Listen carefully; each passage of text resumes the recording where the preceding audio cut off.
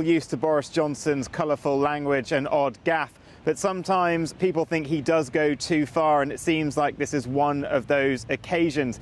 Now, in his Telegraph column on Monday, for which he gets paid hundreds of thousands of pounds, he said that women wearing burqas looked like post boxes. He compared them to bank robbers and said it was just weird. Now, that has had a condemnation from people across the political spectrum here, particularly in his own party. His former deputy at the Foreign Office, Alistair Burt, who's a minister there, criticised the language as being offensive. The Conservative Party chairman, Brandon Lewis, as you mentioned, has called for him to apologise. And a peer in the House of Lords, which is the upper house here in Parliament, who's a Conservative, Lord Sheikh, has said the whip should be removed. That means effectively being kicked out of the Conservative Party temporarily until he maybe apologises. And joining that chorus of condemnation last night was the Prime Minister. Here's what she had to say. First of all, I believe, and the government believes, that the question of how a woman should dress is a matter for a woman's individual choice. Nobody should be trying to tell a woman how to dress. As we discuss these issues and openly discuss these issues, it's imperative that everybody is careful in the language that they use. It's very clear that the language that Boris Johnson used to describe people's appearance has caused offence. It's not language I would have used.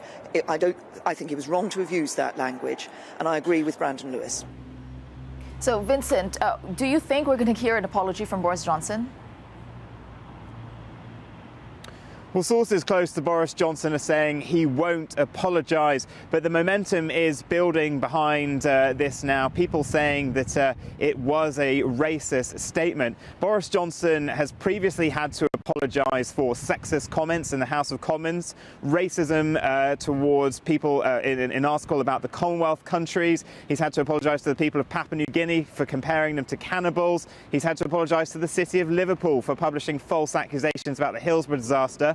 And when he was Foreign Secretary, he also had to apologise for misspeaking about the case of Nazanin Zaghari-Ratcliffe and possibly lengthening her stay in an Iranian prison. So Boris Johnson has a long track record of having to make some public apologies. It's unclear yet whether he will in this circumstance, but one voice which I think is particularly interesting is Baroness Sayeeda Warsi. She is the former Conservative Party chairman, and she was the first Muslim woman to serve in the British government. She has said that Boris Johnson knew what he was doing in these remarks, that it is dog whistle racism to try to get support from grassroots Conservatives, because let's not forget, Boris Johnson is the stalking horse to Theresa May. He is still the favourite to possibly replace her, and there is talk he may challenge her in the autumn. So this may be Boris Johnson using the column to try to build some kind of support with them. That is her accusation against him. So we'll see over the next couple of days whether he does apologise. And also, this column that he's actually written in is under investigation generally by House of Commons authorities, because you're not meant to take a lucrative job like this so quick after government.